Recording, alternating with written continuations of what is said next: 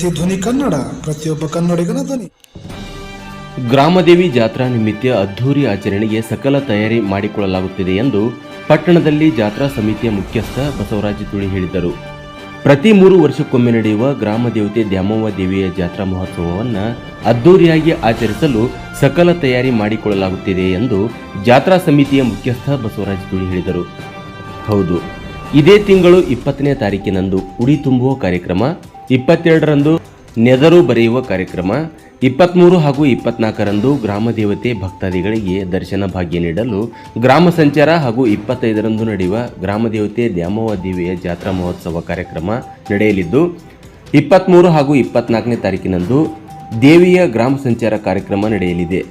25ನೇ ತಾರೀಕು ದ್ಯಾಮವ್ವ ದೇವಿಯ ಜಾತ್ರಾ ಮಹೋತ್ಸವ ನಡೆಯುತ್ತಿದ್ದು, ಈ ಜಾತ್ರಾ ಮಹೋತ್ಸವ ನಿಮಿತ್ತ ಗ್ರಾಮದಲ್ಲಿ ಸಕಲ ಸಿದ್ಧತೆಗಳನ್ನು ಮಾಡಿಕೊಳ್ಳಲಾಗುತ್ತಿದ್ದು, ಇಂದು ದೇವಸ್ಥಾನದ ಆವರಣ ಹಾಗೂ ಅನ್ನ ಸಂತರ್ಪಣೆ ನೆರವೇರಿಸುವ ಸ್ಥಳಗಳ ಸ್ವಚ್ಛತಾ ಕಾರ್ಯಕ್ರಮ ಕೈಗೊಳ್ಳಲಾಗಿದೆ ಎಂದರು. ಈ ಸಂದರ್ಭದಲ್ಲಿ ಬಸವರಾಜ ತುಳಿ, ಚಂದ್ರು ಹಮಗಿ, ನಾಗೇಶ ಕುಲಕರ್ಣಿ, ಯಲ್ಲಪ್ಪ ಇಂಗಳಗಿ, ಬಸವರಾಜ್ ಚಿಕ್ಕತೋಟ, ಈರಣ್ಣ ಹಾದಿಮನಿ ಹಾಗೂ ಪಟ್ಟಣ ಪಂಚಾಯಿತಿಯ ಪೌರ ಕಾರ್ಮಿಕರು ಈ ಸಂದರ್ಭದಲ್ಲಿ ಉಪಸ್ಥಿತರಿದ್ದರು.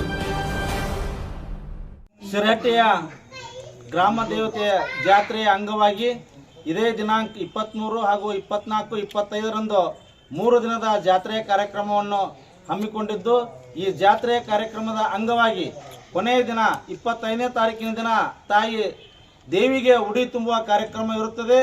ತದನಂತರ ಮಧ್ಯಾಹ್ನ 1 ಗಂಟೆಗೆ ಮಹಾಪ್ರಸಾದದ ವ್ಯವಸ್ಥೆ ಇರುತ್ತದೆ. ಆ ಪ್ರಸಾದದ ವ್ಯವಸ್ಥೆಯನ್ನು ಮ್ಯಾಗೇರಿ ಓಣಿ ಹಾಗೂ ಕೋಟೆ ಓಣಿ ಹಾಗೂ ಸಿರಟ್ಟಿಯ ಸಮಸ್ತ ಗುರು ಹಿರಿಯರು ಸೇರಿ ಈ ಒಂದು ಕಾರ್ಯಕ್ರಮವನ್ನು ಹಮ್ಮಿಕೊಂಡಿದ್ದು, ಈ ಕಾರ್ಯಕ್ರಮದ ಅಂಗವಾಗಿ ಮಹಾಪ್ರಸಾದ ನಡೆಯುವಂತಹ ಜಾಗದಲ್ಲಿ ಸಿಕ್ಕಾಪಟ್ಟೆ ಮಣ್ಣಿತ್ತು.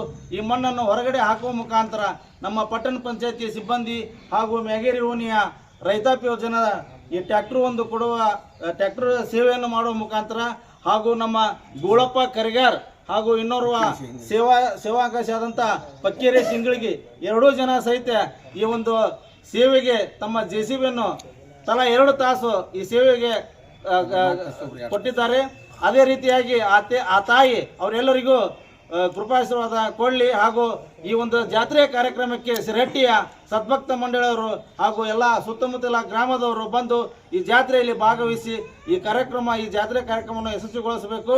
ಹಾಗೂ ತನು ಮನ ಧನದಿಂದ ಸೇವೆ ಮಾಡ್ತಕ್ಕಂಥವ್ರು ಈ ಓಣಿಯಲ್ಲಿ ಬಂದು ಈ ತಾಯಿಯ ಒಂದು ಸಮಿತಿ ಇರ್ತದೆ, ಆ ಸಮಿತಿಯಲ್ಲಿ ತಮ್ಮ ಹೆಸರು ನೋಂದಾಯಿಸಿ ತಾಯಿಗೆ ಸೇವೆ ಸಲ್ಲಿಸಿ ತಾಯಿಯ ಕೃಪಾಶೀರ್ವಾದಕ್ಕೆ ಪಾತ್ರರಾಗಬೇಕೆಂದು ಅವರಲ್ಲಿ ವಿನಂತಿಸಿಕೊಳ್ಳುತ್ತೇನೆ.